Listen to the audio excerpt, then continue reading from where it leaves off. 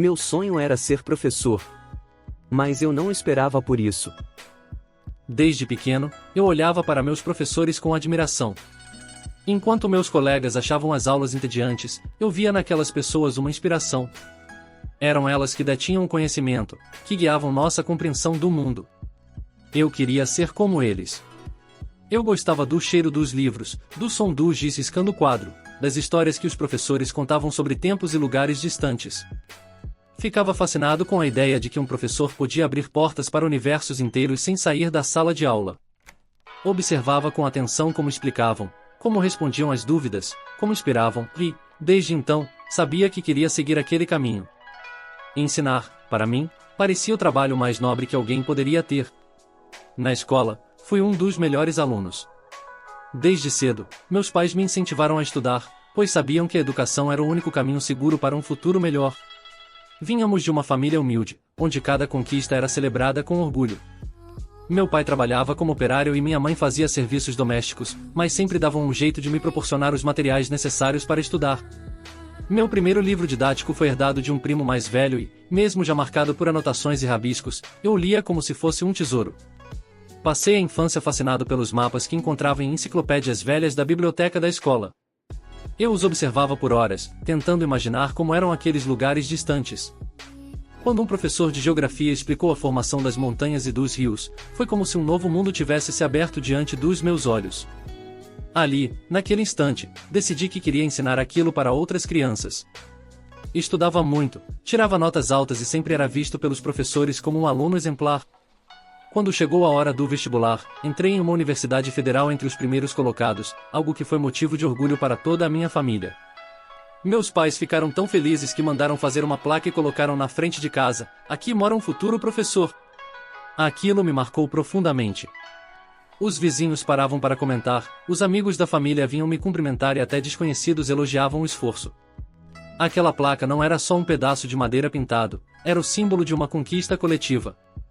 Minha vitória era a vitória deles também. Escolhi licenciatura em Geografia sem hesitação. Eu tinha um sonho claro: ser professor em uma escola municipal, ensinar crianças e adolescentes a verem o mundo além do que estava diante de seus olhos, da mesma forma que um dia fizeram comigo. Me formei cheio de esperança. Sabia que o caminho não seria fácil, mas isso nunca me assustou. Enquanto fazia estágio em uma escola estadual, conciliava os estudos para o concurso da prefeitura. Era uma rotina exaustiva, passava as manhãs dentro de salas de aula superlotadas, observando professores lidarem com alunos de diferentes realidades, alguns interessados, outros completamente alheios àquilo. Vivia um aprendizado constante, não só sobre a didática, mas sobre a dura realidade da educação pública. O estágio me abriu os olhos para o que me esperava. Vi professores desmotivados, desamparados pelo sistema, sem recursos e, muitas vezes, sem o mínimo respeito dos alunos. Ao mesmo tempo, também encontrei profissionais apaixonados pelo que faziam, tentando, de todas as formas, acender o interesse dos estudantes. Isso me fez refletir: eu estava disposto a enfrentar isso? Mas, na época, o entusiasmo de estar cada vez mais próximo do meu sonho falava mais alto. Saía do estágio e corria para casa, onde passava as noites mergulhado nos livros e apostilas. O concurso da prefeitura era minha chance de ingressar na carreira que tanto idealizava. Eu me forçava a aprender conteúdos que muitas vezes não tinham relação direta com minha área, apenas para garantir pontos preciosos na prova. Eram meses de estudo intenso, resolvendo questões genéricas que mal avaliavam meu conhecimento real da disciplina, mas sim minha capacidade de decorar editais e entender pegadinhas. Houve dias em que pensei em desistir, pois o cansaço físico e mental era esmagador. Mas segui em frente. Insisti, me dediquei e, finalmente, passei. Aquela aprovação foi um dos momentos mais felizes da minha vida. Eu acreditava que, a partir dali, tudo só iria melhorar. A primeira nomeação foi emocionante. O salário, à primeira vista, parecia decente. Paguei as contas, fiz planos. Mas logo percebi que não havia muito espaço para crescer. O tempo passou, os anos letivos se sucederam, e eu continuei no mesmo lugar, recebendo reajustes que mal acompanhavam a inflação. Mas o salário era o menor dos problemas. Com o tempo, os alunos mudaram. No início, eles ainda demonstravam respeito, alguma curiosidade pelo que eu ensinava. Mas, ano após ano, o comportamento foi se transformando. No começo, Eram pequenas coisas, conversas paralelas, risadinhas durante a explicação. Depois, os celulares passaram a competir comigo. No meio da aula sobre formações geológicas, alguém estava jogando no celular. Quando chamava atenção, recebia um olhar de desprezo, como se eu fosse um incômodo na diversão deles. As reclamações começaram a chegar. Você está exigindo demais. Meu filho disse que você grita. O senhor não pode dar tanto dever de casa. E o pior, geografia não serve para nada. Certa vez, tentei falar sobre os impactos das mudanças climáticas, um tema urgente, ligado diretamente à realidade deles. Expliquei sobre o aumento das temperaturas, os eventos climáticos extremos, as secas e enchentes que já afetavam nossa própria cidade. Contei sobre pesquisas científicas, sobre o consenso de especialistas ao redor do mundo. Alguns alunos pareciam interessados, faziam perguntas sobre como poderiam ajudar a reduzir os impactos ambientais. Mas, no meio da explicação, um aluno riu e disse: "Isso aí é mentira, professor. Meu tio falou que é coisa de gente chata." Outros começaram a rir junto, e logo a sala se encheu de comentários irônicos. "Ah, então é por isso que tá calor hoje, né? Eu vi um vídeo dizendo que isso é invenção para a gente pagar mais imposto." Eu tentei argumentar, tentei trazer dados concretos, mas percebi que para muitos ali, a crença pessoal ou o que ouviram em casa valia mais do que qualquer fato científico. Saí daquela aula sentindo que a batalha pela educação era muito maior do que ensinar um conteúdo, era tentar combater desinformação e resistência ao aprendizado. Outro dia, entrei na sala e encontrei um desenho meu no quadro, um boneco de palito, careca e com um bigodinho ridículo, segurando um livro e com um balão de fala que dizia blá blá blá. A turma caiu na risada. No começo, achei que era apenas um teste. Alunos gostam de desafiar professores. Mas as provocações cresceram. Uma aluna revirava os olhos sempre que eu falava. Um grupo de meninos imitava minha voz quando eu virava para escrever no quadro. Uma vez, fui chamado de otário quando pedi silêncio. Reclamei com a direção. Eles pediram compreensão. Disseram que a adolescência é uma fase difícil, que eu devia tentar cativá-los mais, tornar as aulas divertidas. Um dia, uma aluna pegou um lápis, apontou para mim e disse "bang", como se fosse uma arma. Quando fui falar com a coordenação, me disseram que eu estava exagerando. Os dias passaram a ser pesados. Eu acordava com um nó no estômago, uma sensação de angústia que crescia a cada manhã. O caminho até a escola, que antes me enchia de expectativa, passou a ser um trajeto de inquietação. A paixão que eu tinha pela profissão se transformou em ansiedade constante, um medo silencioso do que poderia acontecer naquele dia.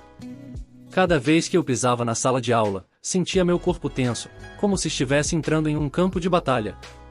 O quadro negro se tornava um escudo frágil entre mim e uma plateia que, muitas vezes, parecia mais disposta a me testar do que a aprender. Eu observava os rostos dos alunos, tentando adivinhar quais seriam os que iriam me desafiar, quais estariam rindo de mim, quais planejavam a próxima brincadeira humilhante. A humilhação podia vir de várias formas. Às vezes, em gestos discretos, como reviradas de olhos e sussurros seguidos de risadas abafadas. Outras vezes, era mais explícita, interrupções constantes, imitações da minha voz ou deboches diretos. Meu maior medo era perder completamente o controle, ver a sala se transformar em um caos onde minha presença não significava mais nada. O pior era que, fora da sala, nada disso parecia importar para a direção. Quando tentava relatar os episódios, recebia respostas frias, desinteressadas. "Isso faz parte", diziam. "É assim mesmo com essa geração." Eu me perguntava se era assim mesmo que deveria ser, se todo professor deveria passar por isso. Mas então, por que ninguém falava sobre isso antes? Por que ninguém me alertou que, além de ensinar, eu precisaria suportar tanta hostilidade? Minha profissão, meu sonho, havia se tornado um peso, algo que me drenava em vez de me motivar. Cada dia parecia uma batalha que eu sabia que perderia. Eu entrava na sala esperando pela próxima humilhação, já antecipando qual aluno tentaria me desmoralizar, quem faria piadas às minhas costas e qual seria a nova reclamação que chegaria aos meus superiores. E isso me destruía um pouco mais a cada dia. Comecei a perceber mudanças no meu próprio comportamento. Antes, eu entrava na escola com energia, cumprimentava os alunos com um sorriso, me esforçava para tornar as aulas dinâmicas e instigantes. Agora, eu entrava de cabeça baixa, evitava contato visual, mantinha minha voz o mais neutra possível, apenas esperando que o tempo passasse. As pausas entre as aulas eram passadas no banheiro, respirando fundo, tentando reunir forças para voltar para a sala. Eu via colegas na mesma situação, alguns com olhares tão cansados quanto o meu, outros já completamente apáticos, apenas esperando o fim do expediente. No início, eu pensava que o problema era comigo, que talvez eu não estivesse sendo didático o suficiente, que deveria me reinventar. Testei novas metodologias, usei vídeos, dinâmicas, tentei aproximar os temas do dia a dia dos alunos. Mas nada parecia adiantar. Aquilo me fez perceber algo ainda mais doloroso. Não era apenas uma questão de ensino, era um problema muito mais profundo. O respeito pela figura do professor estava se esvaindo, e eu me tornara apenas mais um nome em uma longa lista de docentes desmotivados que passaram por aquelas turmas e foram completamente ignorados. O peso de tudo isso começou a me afetar fisicamente. Meu sono ficou irregular, minhas costas viviam tensas, minha cabeça doía constantemente. Passei a sentir náuseas antes de sair de casa, só de pensar no que poderia acontecer naquele dia. Mesmo nos fins de semana, a sombra da segunda-feira pairava sobre mim, como um lembrete de que aquilo nunca terminava. Ensinar, algo que um dia foi minha paixão, havia se tornado um fardo insuportável. O que me dói não é apenas a falta de respeito. É saber que eu dediquei minha vida a esse sonho. Eu quis ser professor porque acreditava na educação, no impacto que ela poderia ter na vida dos alunos. Mas a realidade me bateu como um tapa, não há reconhecimento, não há valorização, e, muitas vezes, nem mesmo há aprendizado. Os anos foram se acumulando e o desgaste foi se tornando insuportável. Eu comecei a sentir que não estava mais ali para ensinar, mas apenas para sobreviver. Alguns alunos não tinham interesse em aprender e faziam questão de demonstrar isso. Eram gritos, insultos, provocações constantes. Algumas turmas eram impossíveis de controlar. Se eu chamava a atenção, era taxado de autoritário. Se ignorava, era taxado de fraco. Eu estava num beco sem saída. Cheguei a cogitar pedir afastamento. Minha saúde mental foi se deteriorando. Tive crises de ansiedade. Comecei a me questionar se o problema era comigo. Será que eu era mesmo um professor ruim? Mas então, em conversas com colegas, percebi que não era um caso isolado. Muitos estavam na mesma situação. Alguns, inclusive, desistiram. Trocaram de profissão, abriram negócios, foram para áreas completamente diferentes. Mas eu não queria desistir. Eu lutei tanto para chegar ali.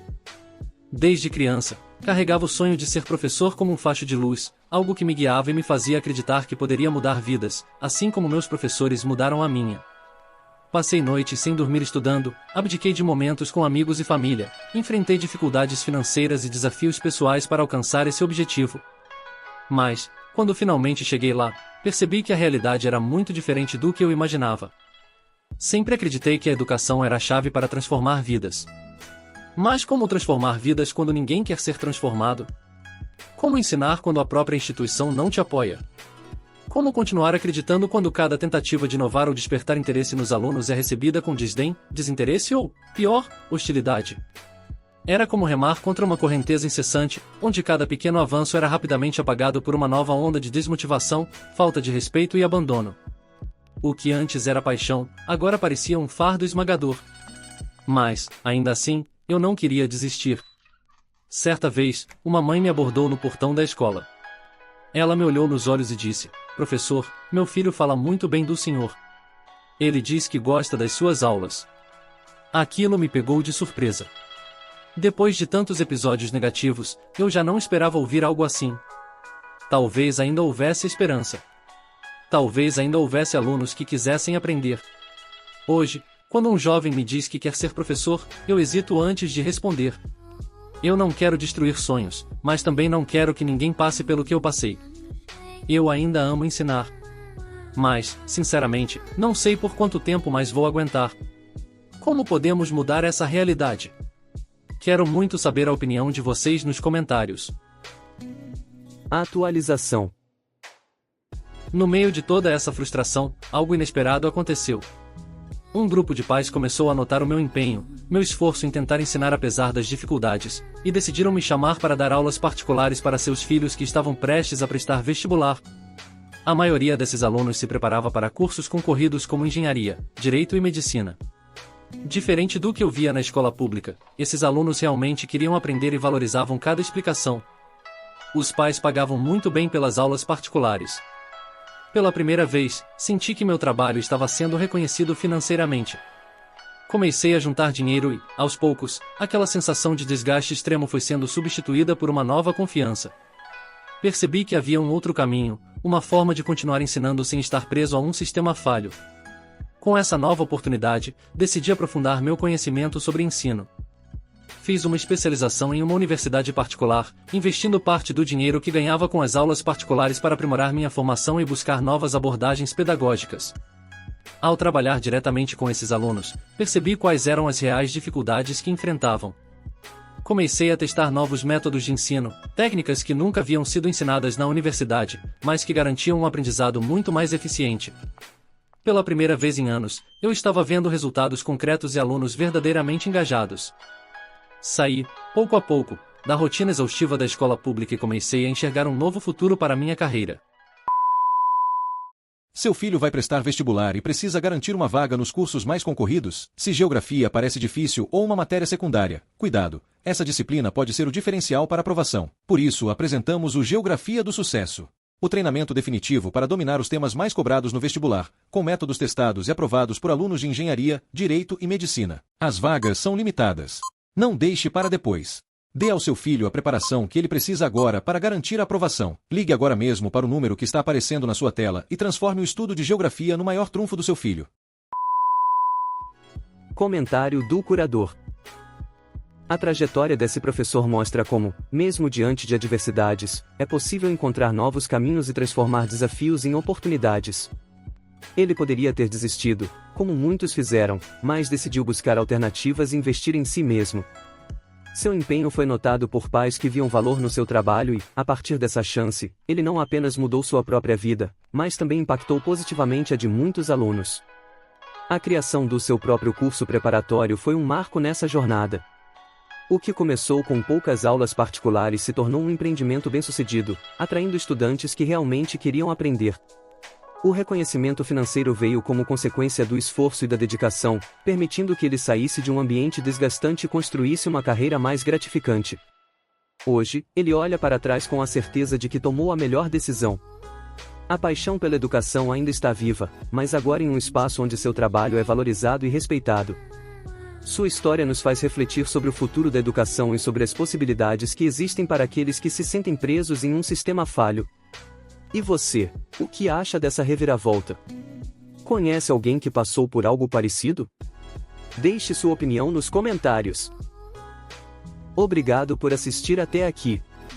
Para mais histórias como esta, curta este vídeo, inscreva-se no meu canal e compartilhe nas redes sociais.